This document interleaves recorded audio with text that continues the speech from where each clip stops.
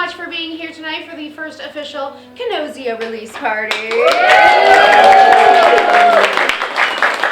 So I'm Sam. I'm the owner of Blue House Books. I had absolutely nothing to do with Kenozia except for encouraging Sarah when she was going crazy, when she was on deadline, when she needed a place to host. We were, of course, happy to help and sell it, of course. We're so excited for her. If you guys don't know this, I'm sure everyone does, but Sarah's our events coordinator, and she is my absolute savior, like, every single day. So we love her here, and we're so excited to be hosting for her. So just a couple things quick. I would like everyone to pull out your phone and make sure it's on silent, please. Because if it goes off, we're all going to stare at you and yell shame, okay? So please make sure your phones are on silent. If you didn't see, there is a bathroom right over here. And please feel free to move about the store throughout the night. If you want to take a breather, I know it's kind of packed in here because everyone's here to support, which is great, but feel free to browse around the store. Our register is open all night if you'd like to support us as well. And I think that's about it. Did I hit everything? I think that was wonderful. Perfect. Without further ado, Sarah, please take it away. Well, again, of course, thank you for just showing up. That means like the world to me. When you put something out into the universe, you just never know, like, are people going to like it? Like, what's going to be the response? So the fact that people actually enjoy it and like tell me all the time that they just really love it, it just keeps me going and keeps me wanting to do it, because it is a lot of stress, it is a lot of work, but it's good work and I really enjoy it. I created it because I wanted to be a part of the art community here in Kenosha.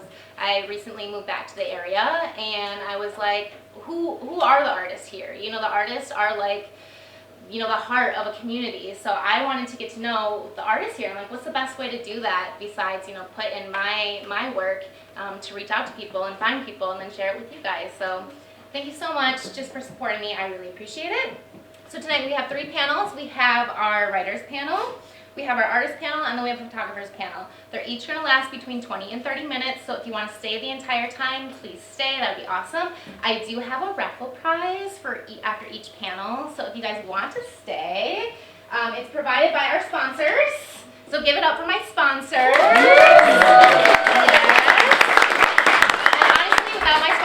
I would not be here. So if you are one of my sponsors in the audience tonight, thank you, because seriously, I cannot create it, I cannot afford the printing costs and all that stuff without you, so it means a lot. So we're going to get started right away. I'm not going to chat at you guys all night, I promise. So we're going to start with our writers. Tonight we have Greta Kelly and Danny. I'm not going to say your last name because I'm going to butcher it. So. You don't know it? I pronounced it wrong so many times. Koziel. Come on down.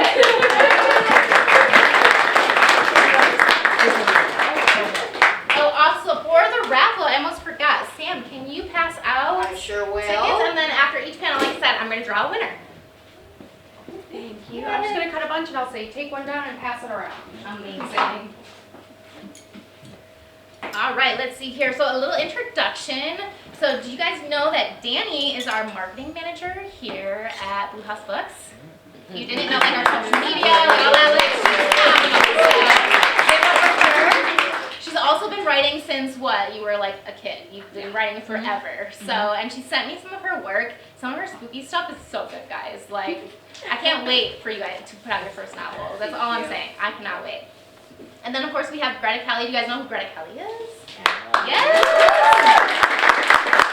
So you've been writing fantasy novels. Yes. So she has one duology and then a standalone, and those are like just regular fantasy. And then she just has very exciting news. You want to share the news? Yes, my debut spy thriller set in Wisconsin is coming out this October. It's called The Throwaways. And it's kind of like what would happen if the grandmother from the Gilmore Girls was secretly a Soviet spy and got outed by Lorelai and Rory. I cannot wait. Okay. All right, so if you guys have the zines in front of you, what we're going to do is we're going to start, they're just going to read their flash fiction. So if you don't know what a flash fiction piece is, so basically it's a like full story, but you only have like 1,000 words. So, we're going to talk about the challenges of that too. All right, so Greta, I'll have you start. So if you have the first, so this was my very first issue, debuted this summer. So if you want to follow along with Greta, It is on page 13. It's called The Forest of Undying Trees. And go ahead and take it away. All right, it is a dark fairy tale, and like all good fairy tales, it starts with a once upon a time. Two sisters heard a song high on a breeze that led them deep into a forest of undying trees.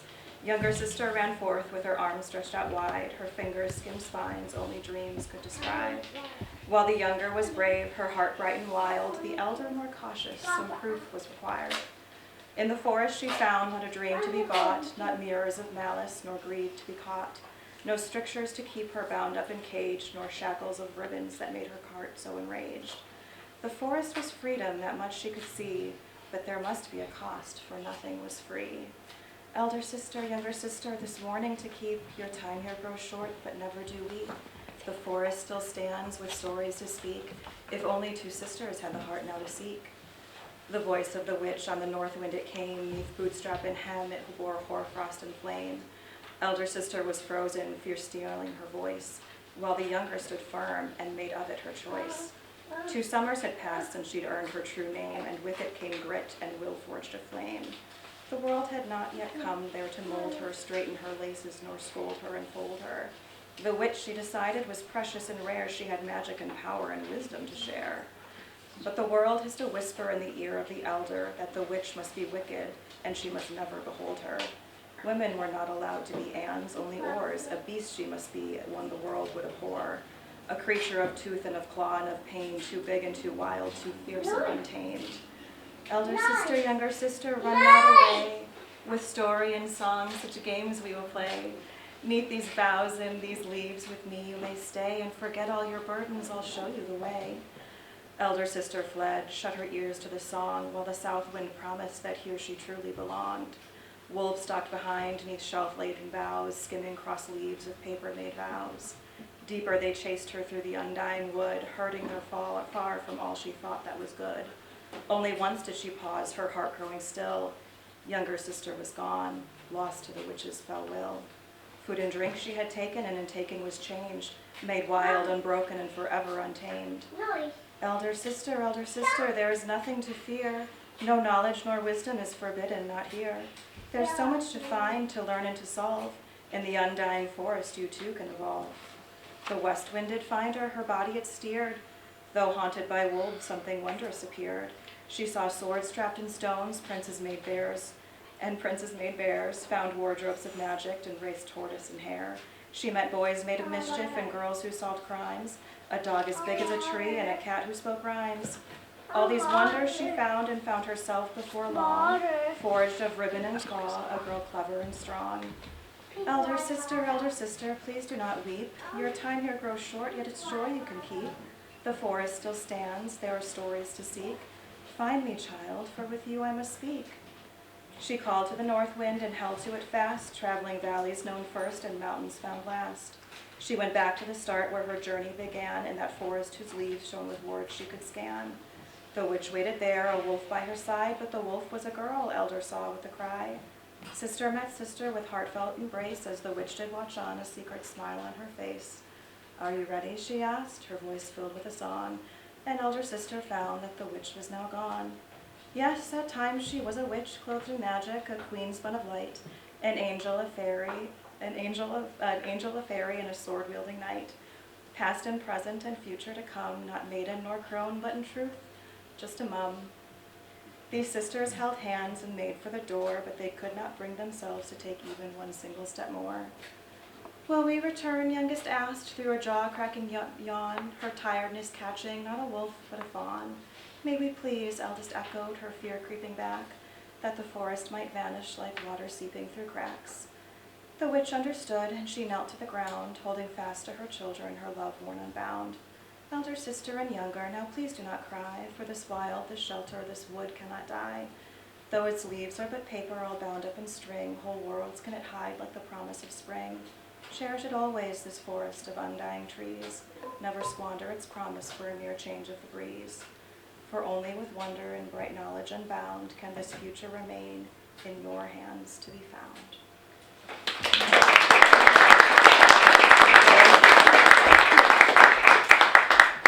All right, next up we have Danny's case. Now hers is more spooky, of course, which we love. So she is in the Halloween edition of the second issue. And hers is called The Skin of a Scarecrow.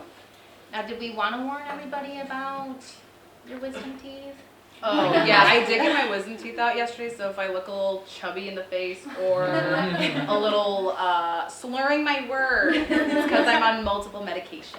But she's here, guys. I'm here. She's here. That's important. Powering through. Yes, I am, of course. All right. Ren sat in the old man's living room, watching him with heaviness in her gut.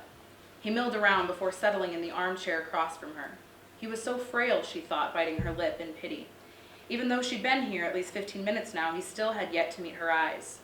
It had taken Ren nearly an hour to reach Ralph Sutton's farm, deep in the rural fields of Newbold, Vermont.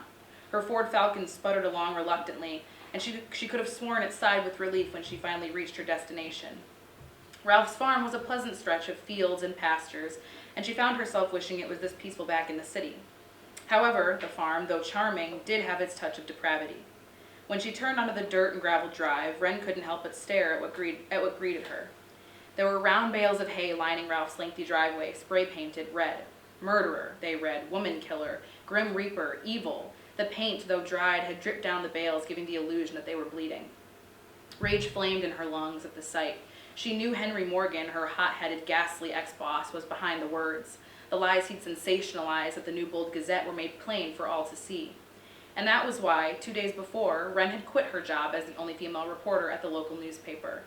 Ren Mansfield, if you take another step towards that door, you may not come back. Henry Morgan's thick words had meant nothing to her as she stuffed her typewriter into its hard-shell carrying case and snatched up her half-used pack of Camels. I would expect nothing else, she shot back, having made up her mind. She threw on the trench coat, pulling her night-black hair from under the collar. I hope to never step foot in the Newbold Gazette again. You run a filthy business here, Mr. Morgan. Henry huffed, trying to chase after her as she dashed to the front door, but his sprint resembled more of a waddle. I know you think Ralph Sutton is innocent, but you're wrong, he called after her. You really think it's all a coincidence? That all those people went missing? That he just so happens to have all those ominous scarecrows along his property? He glared at her. And you really think, even if you're right, that you'll be able to change the public's mind? As if anyone will believe some hormonal woman over me. Henry Morgan never wanted a woman's voice dominating his own. He'd prefer women if they came with their mouths sewn shut. Ren swung her typewriter case at full speed until the corner of it struck him in the shin. He dropped to his knees, moaning into the ground like a bleeding goat.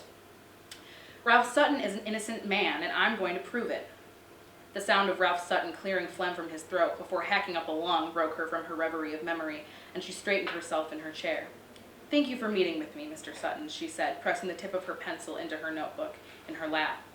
I have just a few questions for you, and then I can leave you back to your work. I'm sure it's not easy running your farm all by yourself. Does the isolation of it ever become lonesome? Ralph stared at her, his right hand tapping against his leg, an odd tic she had noticed when she first stepped inside. Her heart sank as she took him in. He looked so lonely, so hollow. His eyes bored into her as he considered her question, two pools of black sunken into his head like pits. You say lonesome as if it's a bad thing. His gruff voice tore through the air like scissors to paper. I love the silence. When it was clear he had not much else to say, she gestured out his window. I saw your scarecrows when I drove in, she smiled, taking a sip from her tea. I'm assuming you're aware they've been used as supposed evidence against you in missing person cases, but I find them rather calming. This wasn't true. The 20 or so scarecrows that lined the farm sent chills through her, as if a ghost walked through her very being. They all wore different outfits, donning various hats, jewelry, or pairs of glasses. They stared out at the road as if in longing. No, she didn't find them calming at all, but she had to gain Ralph's trust to break open his shell. The scarecrows are my friends. I know that sounds odd, but I've never been good with words. Never liked people who talk too much. With my friends, no one has to talk at all. Those black pools met her eyes. The power words hold frightens me. Someone speaks and it can shatter opinions, form new ones. No, I don't like it when people talk too much. With my friends, no one has to talk at all. She ignored the repetition of his words while she eyed her typewriter case at her feet. I believe verbal words are but the beginning. There are far other ways to speak rather than by way of mouth. He frowned. He didn't seem to like that answer. And then as she blinked at him, she couldn't help but notice a change in her vision. The yellow curtains framing Ralph's windows suddenly appeared milky and unfocused, as though underwater. The teacup fell from her hand, the remaining drop soaking into the too-clean carpet as her head lolled. "How I love the quiet," Ralph said wistfully, his voice sounding far away. She couldn't move, she realized, not aside from her eyes. She watched in silence as Ralph shuffled to a nearby room, emerging, holding what looked like the skin of a scarecrow, a normal one, but empty of its straw. He grabbed the scarecrow skin by the mouth and yanked it open. Limb by limb, Wren was placed into it, Ralph lacing up the skin around her until she was fit snugly inside. Next came the needle and thread, dancing its way through her lips. A single tear made its way from the corner of her eye, dampening the rucksack that he then fitted tightly over her head. This was how Ralph preferred his friends, after all, with their mouths sewn shut.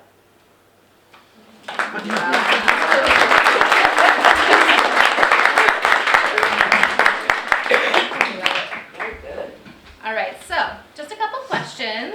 First off, what is the difference between writing a flash fiction piece like you guys just read versus writing a novel? Sure. Okay. It's a totally different muscle. This is actually the first piece of flash fiction that I have ever written, probably since maybe high school. Wow. So it's been a hot minute since I've had to do something like this, but it was such good exercise and practice. And as most of you probably know, I have two very small girls at home, and so I'm constantly steeped in short stories and fairy tales, and so it was kind of fun to try to craft my own and try to use allegory and metaphor in my own kind of ways to convey meaning. And you really are forced to get creative because you only have that tiny little footprint of space to convey all the meaning that you're hoping to convey to readers. So yeah, it's one of those situations where economy is really forcing you to be extra creative. Yeah, I completely agree. I think my whole life I've written lengthier projects generally, but the past couple of years I've been editing my book, so I haven't been doing a ton of writing. So to try to fill the gaps, I've been doing more short stories. And I don't know, it's almost, I think it's more difficult personally. And I completely agree with what you said. There's just so much less space to get everything in that you need. And I know, like, originally, like, it started with, my personal one started with, she was talking to her boss, and there was a whole scene where she told him that, you know, his wife left him for Ralph, and he was like, no, he killed her. She's like, no, she just left you. Like, sorry. And Sarah was like, you know, you might need to compress this a little bit. And it's funny because it's like, you don't, with a book, you have so much room, and you just don't with this. So that leads into the next one. What is harder or what's easier, you think? You think than the flash fiction piece, does that make it harder because you have such a small words, or? I would say so. I would say for me. I think so, because I think we were both coming from long form. We're just kind of, at least for me, I'm used to having to sit with a story and work for however many months it takes until it's done. And this was certainly a far less amount of, you know, physical time it took to complete the work, but it was different, much more poetry than I usually do for me anyway. So yeah, the rhyming was Amazing. All right, let's see here. So what was your process for deciding what to write for your flash fiction piece? Yeah. So I think I'm mostly like a fantasy romance type of person. That's just kind of always what I'm just used to. So I wanted to get out of my comfort zone a little bit, and I have this note on my notes app that's like scroll, scroll, scroll, scroll, and it's all just short story ideas or book ideas. And I remember this particular one started when I was a kid, because scarecrows are just creepy. I mean, I think we can all collectively agree they're terrifying. I mean, they're meant to scare birds, so they scare humans too. And I remember thinking as a kid, like, that, like, imagine how creepy it would be to, like, have to be that. And I was scared of them coming to life, and then it transitioned to, oh my God, what if I was in one? And it was, I don't know, I just wanted to play on that, because it's like, that's how our brains work. And so it kind of, and then I had also just read Divine Rivals when the idea popped in my head, which I don't know if any of you read that, but it's like an old-timey newsroom kind of vibe. So I wanted that in there too. So, and then it was one of those stories, I think, where it kind of just transformed as I wrote it, you know how like they write themselves sometimes, so that's how it was for me. Yeah. Like I said before, I mean, I have two small kids, so fairy tales are a big thing in our house, and I was doing research for a book that I was working on over the summer, And so I got this really beautiful copy of East of the Moon, West of the Sun, which is like a very old Nordic fairy tale. And it's just like beautiful and lyrical, and I'm like, oh, I want to do all of these things, but how do I make this about Kenosha? Because that was like Yeah. your That was like, the first one. The was like- assignment was it had to be about Kenosha. I was like, okay, I write about magic and shit. How am I gonna make this work? But it just happened to be, you know, not to get too political, but it happened to be around the same time when all of the libraries around the United States started to get their funding cut. And I am a more recent transplant to Kenosha. We moved here about 5.5, 6 years ago, and the Kenosha library system has been just a huge part of my life and my girls' lives. And especially with the children's library coming here, it felt like one small way that I could speak up in defense of this really beautiful community space that I hope will survive this particular time. So that's kind of where Yeah. the story came. Well, not a lot of people know. It's kind of like a metaphor for the library, Yeah. the forest of undying trees. Exactly. So, very nice. All right, well, it is about that time, and we're going to kind of cut this panel off. So thank you so much. I appreciate both of you guys.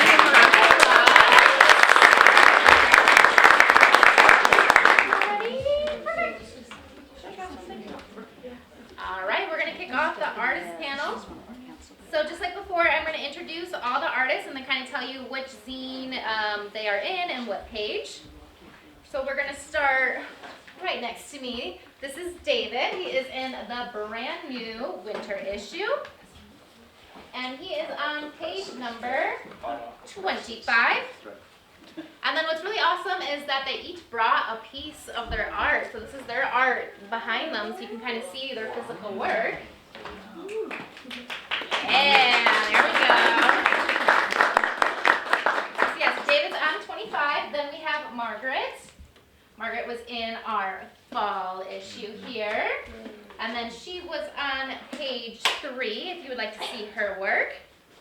Then we have Mark. Mark is in the very first issue, so he was my very first artist, which is very exciting because nobody knew what this was about. And you know, sometimes when you're a professional artist and people reach out to you, be like, "Hey, can I show your work in something?" They're like, "Is it like professional? Is it going to be good? Like, do I want to attach my name to this?" So you know, it's kind of scary.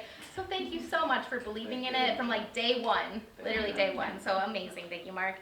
So he is in issue 1, page 5, and he has a full spread. And then next to him is Marilyn. Marilyn is also in the brand new issue number 3, and she's on page 29. And then last but not least, we have Shelby. Do you guys know Shelby from the Lemon Street Gallery? You don't? You should. All right, so she was in our second issue on the Halloween side, page 17. Also, so the Lemon Street Gallery was also our, I don't know if you guys know this, but we sell merch. Through the lettering machine. Yeah, represent. And every quarter, $5 from every merch sale gets donated to a nonprofit.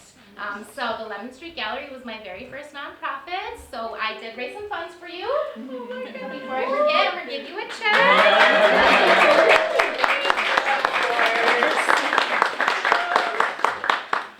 All right, so let's kick it off. So I'm going to have you guys just kind of introduce yourself, make sure to include a little bit like about the style of your work and how long you've been creating for.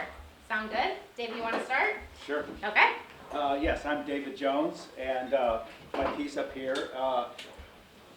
Marilyn is my partner, and we moved to Kenosha around, 10 years ago? Yes. So we've been kind of, figuring it out, and I guess, you're always trying to figure it out, no matter how old you are. So we friended a couple, Phil and Stacy, and Outpost, which is located in the Dakini Healing Center, and there's also the teaching kitchen, which is also there. And the Outpost is the gallery. And that was basically started that because I just wanted to put work up. And it kind of has expanded a little bit. Mark has shown work there. Actually, Mark's work is in the gallery now. And it's basically, you walk by and you can look in the window. There's no staff. It's basically a freebie. And you can then use the QR code to look at the work and learn more about the artist and contact the artist if you're interested in knowing more about the work. And Margaret has shown there and Marilyn has shown there, so I'm just starting to kind of get that out. But to talk about my own work, I've been taking photographs since probably 1970, and it has evolved from photography to painting and drawing to printmaking, and finally this work is kind of a amalgam of photography, printmaking, drawing, and computer technology. I've developed a program where I'm able to use my photographs and then program the computer to randomly select images, and then I project them. So actually, that's another whole focus. During the pandemic, if you drove downtown and you noticed there were some kind of film things going on in the windows at Dakini, those were my images that were just kind of evolving. I would just set the computer up, put up a bunch of images, and then the projector would just kind of feed them like a slideshow. But it's kind of psychedelic. I think that my influence was when I was a kid, I would go to San Francisco and go to the ballrooms like Fillmore and Avalon and Winterland, and I was absolutely fascinated by the light shows. And I think that really, really impacted my work. It still resonates. When I was in high school, these guys came in and they had like 3 projectors, and they were like throwing all these images on, and I said, wow, you can do that? Well, now I can do that same thing, except using my computer, so that's kind of where that's what it's about. And it's still working. Margaret? My name is Margaret Clark, and I am Mark Travanti's wife. And Mark and I lived 40 years in New York City as visual artists, making art, having a day job, trying to get into galleries. And so our experience is a little wider in terms of that our art is informed more by the art that is in the culture at the levels that are, you know, the higher levels of the art world, okay? So the art world is not something you might know about in Kenosha, but in terms of the literary world out of New York or the film world out of Los Angeles, New York has an art world. And in that art world is the gallery world, the museum world, and that's the place that we occupy. So I bring that up because a lot of people's experience with painting and art is that it is a decorative thing and you want to sell it and you want people to like it and it should be pretty or it should be desirable. That's not the criteria that I come from, and I think a lot of these, if I speak for a few other people, that's not the criteria of art that we came up with. Came up similar to him and was influenced more by music. People ask me sometimes, what are your influences as a painter? I say the Grateful Dead. And they're like, wait, you're like, that's not, you know, a famous artist. Well, guess what? That band influenced my creative direction. He was the light shows, mine was when they did animation and this whole morphing kind of thing that affected my work. So to get a little more specific, I've been a painter for 40 years. I've always worked from photographs. So when David talks about multiple imagery, we came up in a period of art when multiple imagery was a very popular theme for how you made your work. And also, we didn't come up with phones or screens, we came up with magazines and books and television, but the magazines were what impacted me. So I wanted to write about I wanted to paint about the contemporary world. I used magazine photographs. I started studying history. I used history books, photographs. This is a painting that I did after I moved to Kenosha, and I wanted to make work that reflected Kenosha, but I also wanted to add in the things I've been working on. I'll wrap this up. These shapes are from sacred geometry. They're called the Platonic solids. They're named after Plato. There are 5 shapes that are 3-dimensional. They all have the same face, the same angle, and there's only 5 shapes in nature that have that. And I had been trying to figure out how to visualize the metaphysical world in art, and I really didn't know. It all came out hippie, trippy, you know, psychedelic, and it was not what I was looking for. And when I came across these shapes, I thought, I think I can find the magic of a landscape where we're projecting that reality. It could have a lot of different realities to it. And so I did a whole series of paintings where I incorporated the platonic solids into a landscape. And this one I wanted to make a nighttime painting. I wanted to do a bunch of paintings about nighttime and using the dark rather than using the light. And so that was just an image I took with my iPhone, which is such an amazing tool. And you never know what you're going to get when you take photos at night with that phone, because you can get amazing imagery out of it. And so that is how I did that.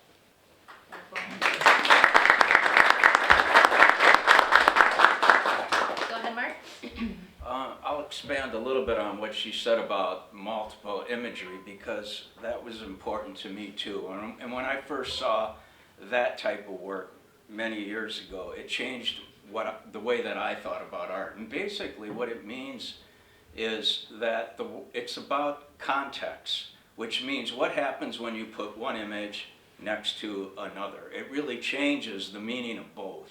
And before that, we had something called modernism, which was really about a certain subject, one thing, and that developed in certain ways. But what came to be called postmodernism had a lot more to do with combining different images. And now the way it is with phones and the internet and everything, we're bombarded so much with so many images that these things just overlap in our brains constantly.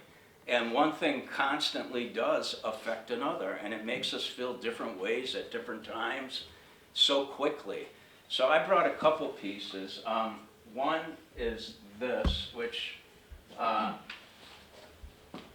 it has to do with images that I drew on top of other images, which again is an example of multiple imagery. When I draw a face on top of a face, what happens? What's the combination? What's the psychological implication of those two things?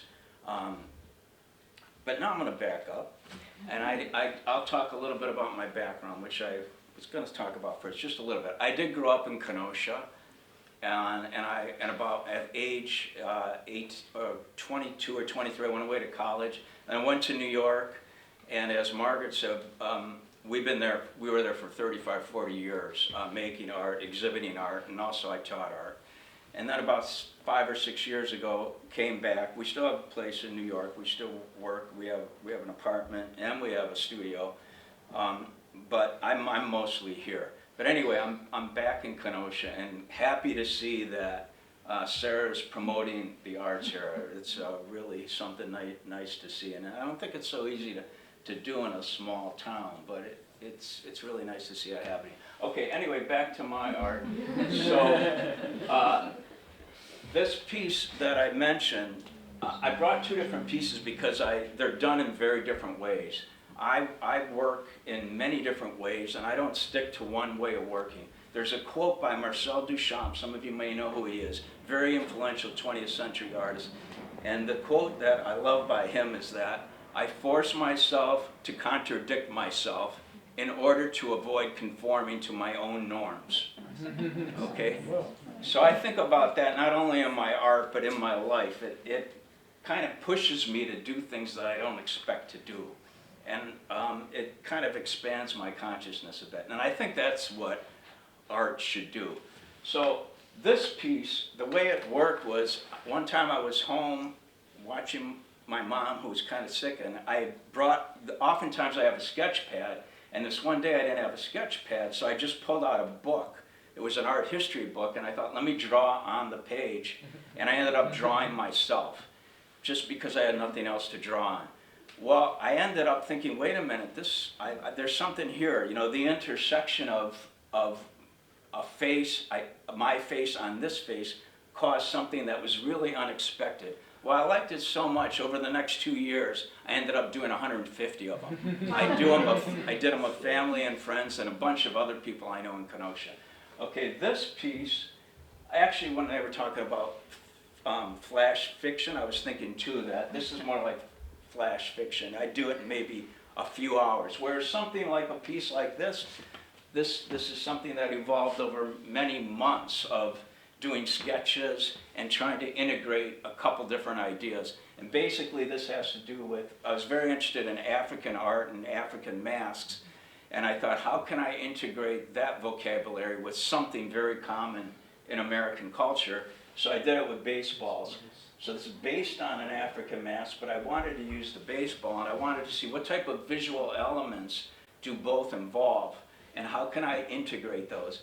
And it so happened that before doing that piece, I had done one with footballs, with a football, and I did another one with basketball. And I ended up thinking, you know what? This is a holy trinity, because these are the things that Americans worship. I'm not a big sports fan myself, but Americans worship sports, don't they? So that's sort of my holy trinity. I think I went on long enough.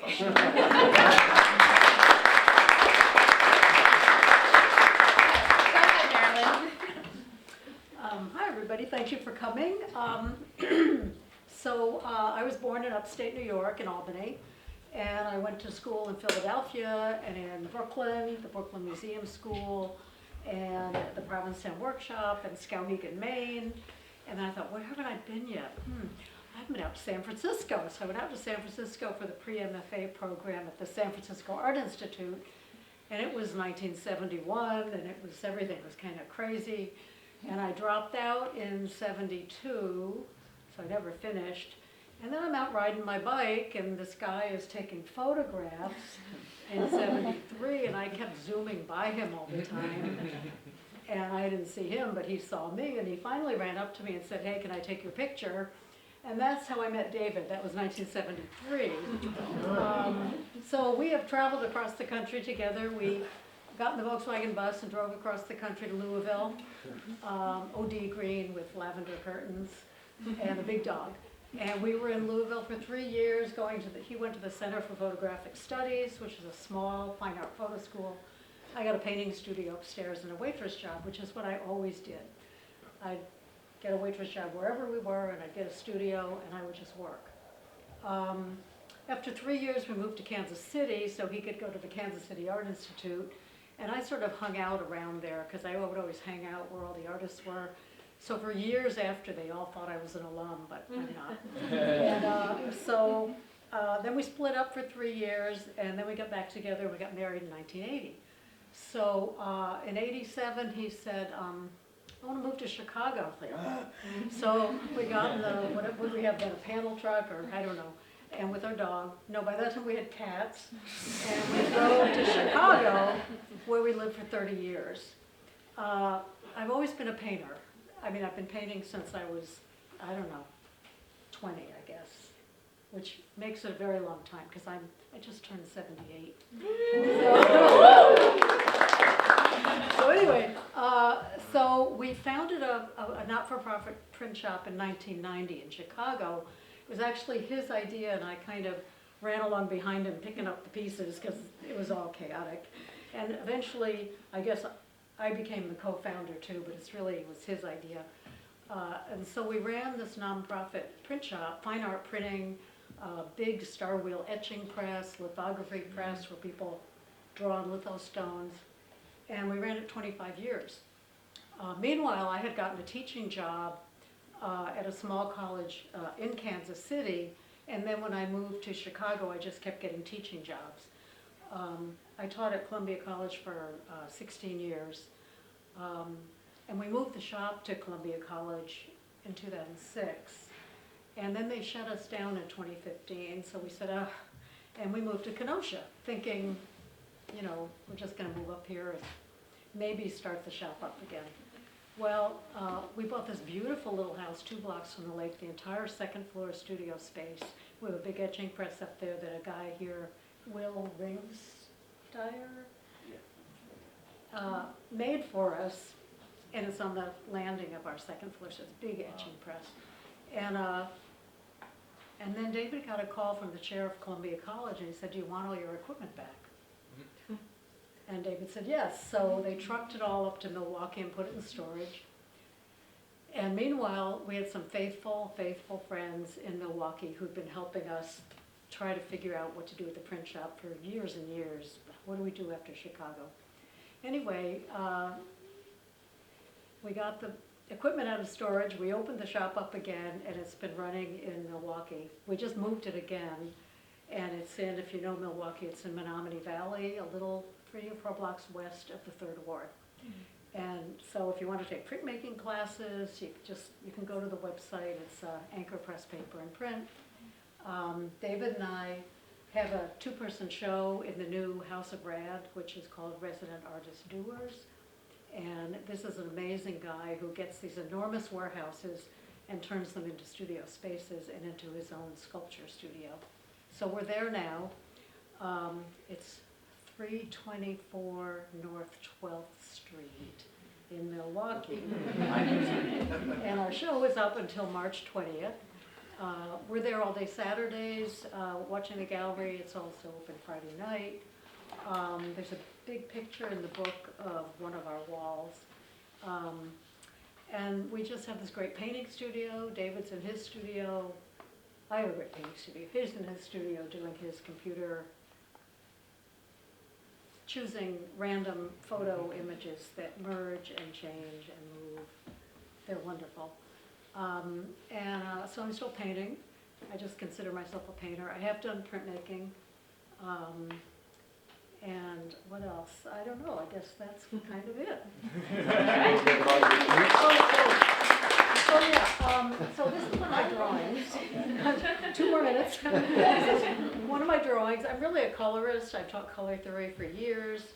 I taught myself color theory by sitting on people's front yards in Kansas City and doing pastel drawings of the light and the space and learned about color.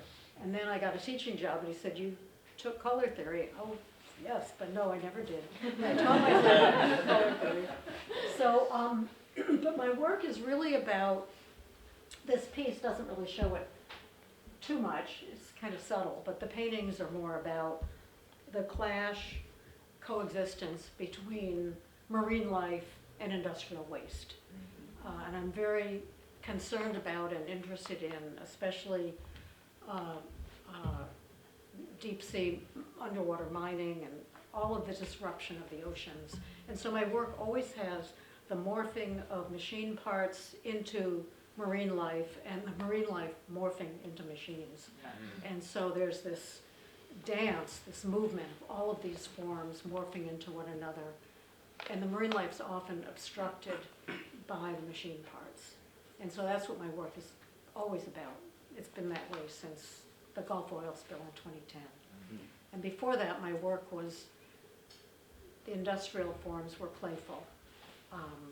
I was at a residency in Wyoming in 2005 or 6, and that really affected my work. The landscape, the Bighorn Mountains in the distance, and so I had these machine parts kind of dancing across the landscape, which is in the show in Milwaukee.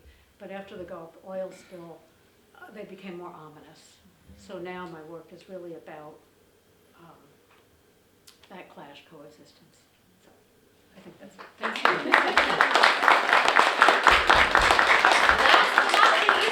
Go ahead, Shelby. Hi, no, you're okay. Hi, I'm Shelby Nesmith. My story kind of starts off with being born in a little bit of middle of nowhere, Indiana. Slowly moved my way up here to Wisconsin, and through high school, I was very much into science. Science was my thing, that was my jam. I went to ITA here in Kenosha and was in the MedSci Academy, so it was very much like I love science. I went to then Parkside. I was going to get my degree in biology, and I took an elective with 3D design. And it hit me over the head, like, why am I obsessed with science? I love it artistically. Like, I cannot balance equations and all of this, and it just was not my jam. I could look in the microscope all day long and find beauty and find power in that, and feel seen on that microscopic level almost, and have interest on that. But it just was not my thing, so I redirected to interdisciplinary art at UW Parkside. that was a hard conversation for the family to go biology to then artwork. But they were very accepting of that, and they came around. And a big thing I told my mom, I was like, I'm gonna break the stigma of the starving artist and everything, and like, you don't need to worry, everything's gonna be okay. So then I really got involved with printmaking and ceramics as well. That was my big focus. They didn't really have majors in terms of mediums there. So interdisciplinary, I got to build kind of my specialty in my degree. And that interest was printmaking and ceramics. I even combined the two a couple of times with some projects. But pulling on that idea of being attracted to biology and nature and the world around us, I became very interested in the dichotomy of the ugly of nature and the pretty of nature, and pulling on these classically viewed beautiful figures and pairing them with something that is not seen as desirable in nature. So a lot of my motifs are kind of the dichotomy of those two things as well. I like to pair them with line that has movement or that expresses an energy. So if it's like a chaotic line versus this one feels kind of lava lampy and almost cellular, and playing with those motifs of Venus coming out of a Venus flytrap, and just playing with that overall and how it meets, and exploring that. I'm returning back to my roots of ceramics. My next show will be in September at Lemon Street Gallery, and I'm going to be doing some cyanotypes on pottery, so that's going to be really fun. Yes. And the theme is going to be my curio cabinet, so the kind of little creepy things, the tchotchke things, the things that provide interest to me, whether that's pinning bugs and cellular slides and different things like that. So I'm very, very interested in the kind of creepy crawly where it meets this almost like adornment, ornate level, comparing the two. So that'll be the theme of that show. And then a little information about just where I am with Lemon Street. I got involved just through instructing. I had graduated in 2018, and the past director, Beth Derry, saw my work at a local art market, and she's like, hey, do you want to teach pottery and bookbinding at our gallery space? I was like, sure. So I taught there for a year, and then the pandemic hit, and that's when I saw the loss of these very important spaces, art spaces, third spaces, and the vitality in having those spaces. So I asked her, I'm like, hey, is there anything else I can do? Can I do like volunteer, do some admin stuff to be more involved? Because this is very important. And I've seen that importance. And so I would come in once a week on Fridays. It started off really small. And then it grew into a development coordinator position. And then now I am executive director. So it's...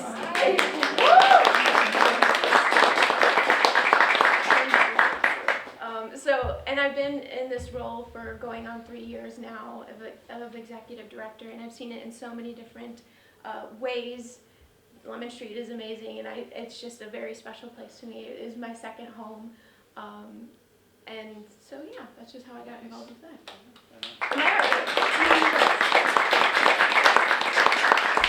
Alright, so we are actually out of time, so we can't really ask any questions, but that's okay. I had a slight feeling.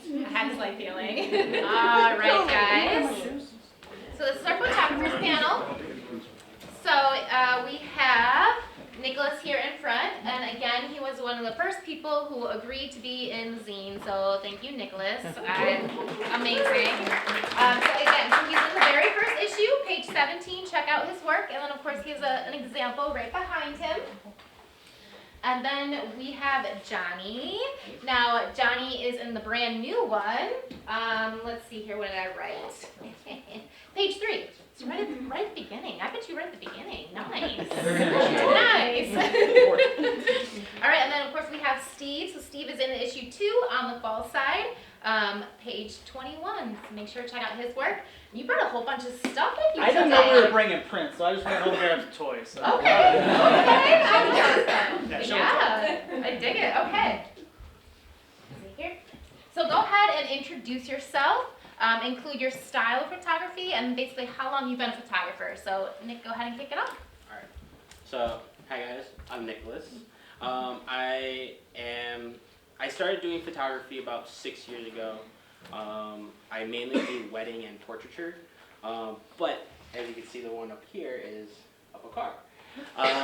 It's a 69 Camaro, and this is more so like paying homage to how I started. I started doing photography, shooting photos of cars. I went to coffee shops that held car events, and that's kind of where I started.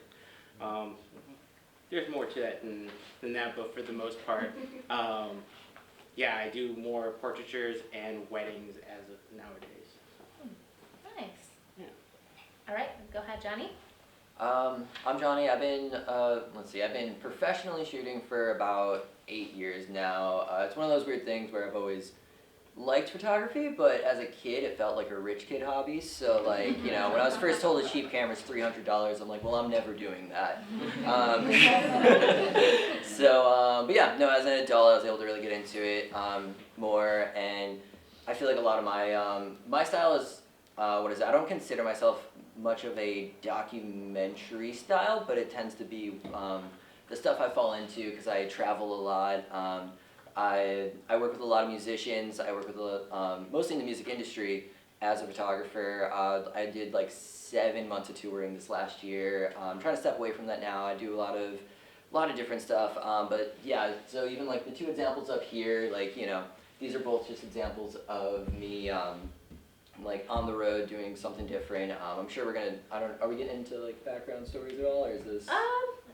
Probably a shorter panel if you guys are Sure, okay that's with fine. that. I just don't want Yeah. to keep everyone too long. No, so totally it's good. Nice Yeah. and easy. Yeah, so to get no, you guys. I mean, we can stay all night. I'm happy to hear it. Yeah. Sam's okay with it, we'll stay.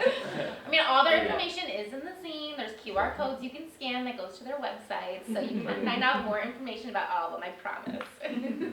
All right, well, to just quick go into mine, what is it? So, I'd say one thing I've had to learn, I think that these 2 photos in particular, something I've had to learn is just being good at timing with my photos and just being patient with them. So like, this photo in particular, I did not plan on taking photos that night. I brought my video camera. I expected to do video. That is my bread and butter. I love doing video. But that night I got there and they said, don't do video. If we catch you even recording, we're gonna kick you out. So, and I was like, great. So then I go in, next thing I learn, there's not even this is in the, I forget the name of the venue. It's a famous one in LA, but it was last second that I was even shooting it. It's for a band called August Burns Red, and they the photo pit ended up being in the middle of the crowd, which is very different for concerts, anyone familiar with it. So the reason I love this photo in particular, not only was it, anyone who's done concerts before, seen a concert knows they tend to be dark. So like, this is like one of the few that had really good production value, and it, like just being able to see like the layers of people and like everyone in it was like so cool, and I felt like it was a unique experience. I was able to like get this photo.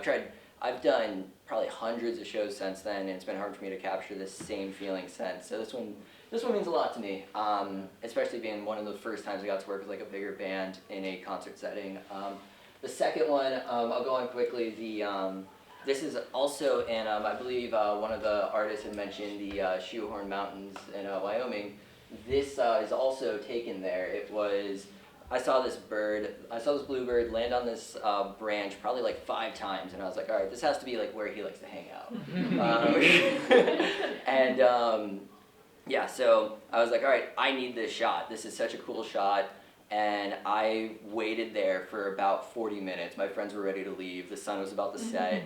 And I was like literally just sitting there. It was a camera that did, both these were taken on the same camera, and the camera sucks at autofocus. So I'm just sitting there, focus locked on. There's a photo of me actually just sitting there waiting, because my friends were just pacing at this point. So yeah, I was able to, after like 45 minutes and like all hopes lost, I finally was able to capture that. So yeah, that was just a cool story in itself. So but yeah, no, I love to travel. I love to just be able to capture moments. I'm more of a lights, camera, action person, but whenever I get the chance to, you know, capture a memory, those are my favorites. So yeah. Thanks. All right, Steve, what about you? Oh, geez. Well, so mine goes back a little bit further. Back in high school, 2002, I saw these kids walking around in the hallway. I said, I want to do that. I want to get out of class. So I joined up for photography. Did that for 2 years. Graduated. Got my own dark room. Did it for funsies. Started shooting weddings in 2006. It was my first wedding. Did that until maybe last year. I mean, we still shoot, me and my wife, and we did that professionally for a while, but my passion's always been film. So, I mean, the weddings and the portraiture and all that stuff, that's mostly digital. We do incorporate some film into the family portraits and newborns and all that fun stuff, but on a wedding, you kind of just gotta, you know, kind of spray and pray a little bit. You know what I'm talking about, right? So you got to be quicker. With the portraits, you can do a little bit of film, but yeah. So I've been collecting since I started shooting, and so I brought a few of my toys. And yeah, so basically, outside of the business side of it, with weddings and portraits and all that, one of my big passions here is doing behind-the-scenes photos from a little filmmaker in this room. So that was always pretty fun. So I have, there's no examples in the zine for the behind-the-scenes stuff, but that is one of my biggest like personal projects and fun stuff there. And so that's why I brought some goodies over here, because I was doing behind-the-scenes photos for like a film. I decided to shoot all that stuff on motion picture film because I'm a nerd, you know.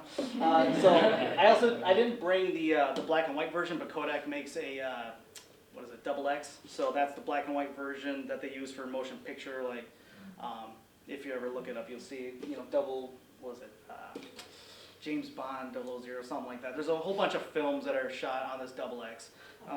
But like, the new Star Wars stuff was shot on this Vision and all this stuff. So basically what I had to do was buy this 400 or 200 foot roll, whatever this is, 400 foot, yeah. And then go into a dark room or dark bag and re-spool it onto these little guys here, these little films here. And then I can load it up in this little guy. So I actually still have a couple shots in here that I have to develop, so I'll be working on that.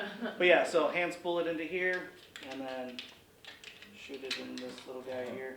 So most of that behind the scenes stuff was shot on this particular camera. And yeah, for the most part this one. A little bit on this guy here, and a couple rolls on this guy here. But that's medium format, so couldn't really do motion picture on that. But overall, yes, I'm a huge nerd. I got about 300 and something film cameras at home, so this is literally, I just grabbed a bag that I was shooting with last and threw a few more in here. So if we're gonna go into show and tell here, this is the big boy. So there's this cool little button right here. Push that little guy. So this is the pretty one. So this one, let's see here, where's the little guy? Can you do me a favor and push that little silver button right there? So that's the fun thing. So this is a press camera from the 50s. Basically, I mean, this one is designed for like, you know, newspaper photographers and all that stuff back in the 50s, and they'd actually be shooting, you know, pull the film out, you know, it was supposed to be rapid fire. But this is also the same type of camera that you'll traditionally see, like with somebody with a dark cloth over their thing on a big tripod. I have one of those. I didn't bring it because that one's pretty fragile. That one's from like 1904 or something like that. But this one's, yeah, from the 50s. It's Graflex. It takes 4-inch by 5-inch film. So big one sheet of film is or one image is that size. So that, as opposed to this little guy. So this is actually a real film camera. So there's actually a tiny little roll of film in here. It's so little. Yeah. So these were called toy cameras. They originally came out in like you send in a bunch of like receipts or whatever back in the 50s and 60s. Cereal box stuff. Yeah, you send them in mail order and all that cool stuff. They were generally like super cheap and like terrible quality, but this one in particular is like, if you feel it's a heavy duty one, so that one's actually kind of nice. But it's basically like, I don't know, pinky size. That's the image compared to that big. And then, I mean, this is my real one. So like at a wedding, like we would actually shoot with this one. This is a Nikon. There's some film in here, otherwise I'd show you how beautiful it sounds. Well, I'll just give you one. So good. And then you guys have all heard of this Polaroid camera, right? You know, yeah. So this is one of the OGs. This is the SX70. It's got a missing little red button, but that's fine. You know, it just gives a character. But this is where the film goes. There we go. So this is how, I mean, you still buy them now. They've revamped this, but I mean, this was more of a mystery about 10 years ago when Polaroid didn't redo all this. But this is the original SX70 film. It's got the battery in here. Pop the sucker in here. That sounds beautiful too, right? Yeah. But yeah, this one in particular is one of the fancier ones. Some of the older artists in here probably remember this guy here coming up. I think this was in the 70s. It's got a real little focus in here, so there's an actual like single lens reflect, and then you focus it, and then there's no film in here, but yeah, it would go just, yeah. So that's one of my favorite cool looking ones there. And then this beast right here, I brought it just because it's ginormous, and I think there's film in here, so I don't want to pop this open, but it's basically, 35 millimeter is that big. That stuff takes roll film, so that image is comparable to that 4x5, but it's in a roll format. Oh, that you up all the time? That was great. That was way more than expected.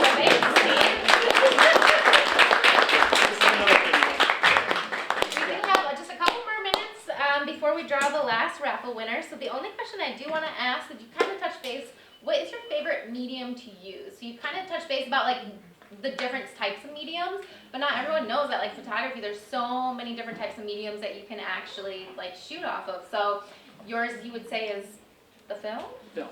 Well, in particular, is this motion picture film, Yeah. and if you guys look at the stuff that was put in there, the night photos was shot on this, and actually I removed the little film backing, and so that's why you'll see like there's the red outline like multiplied, because the light reflected and there's like a red base in there, and so it gave it an interesting effect.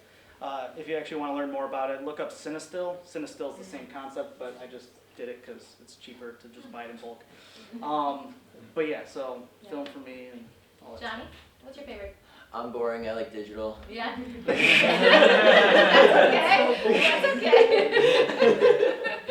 Nick? I have the same. Yeah. Yeah. Is there a reason you gravitate toward digital? Like, is it because like you can manipulate it after the fact easier, or is it just you have like a better control over it? What do you think you enjoy about it?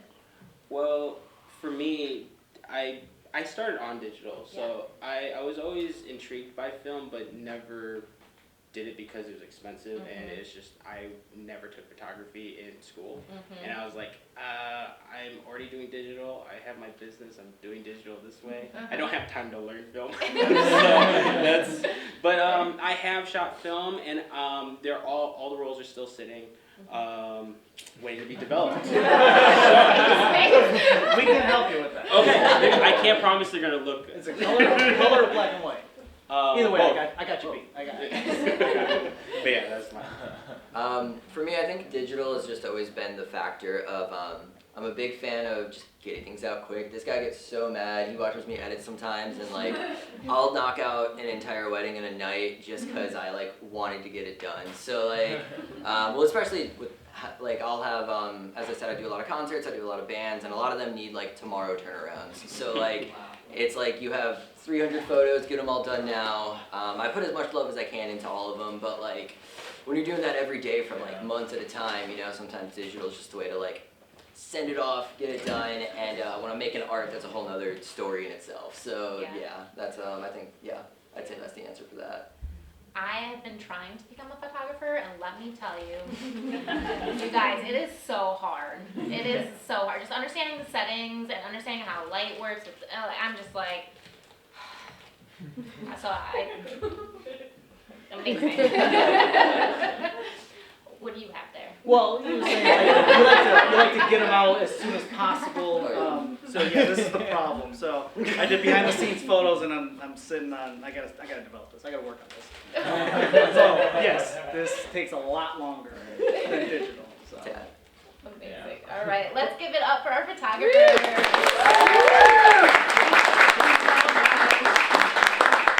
right, we ready to draw our last winner? Okay. Take your tickets out. We're all winners because we showed up for the art. Yay! But also, there's only one more one. All right, ticket number, and again, you have to be here, so if no one has this ticket, we'll pull another one. 783410. Josh's number. He left. Oh, okay, he gone. Too bad. Yeah. All right, let's try another one. Throw it in his face later. 783384.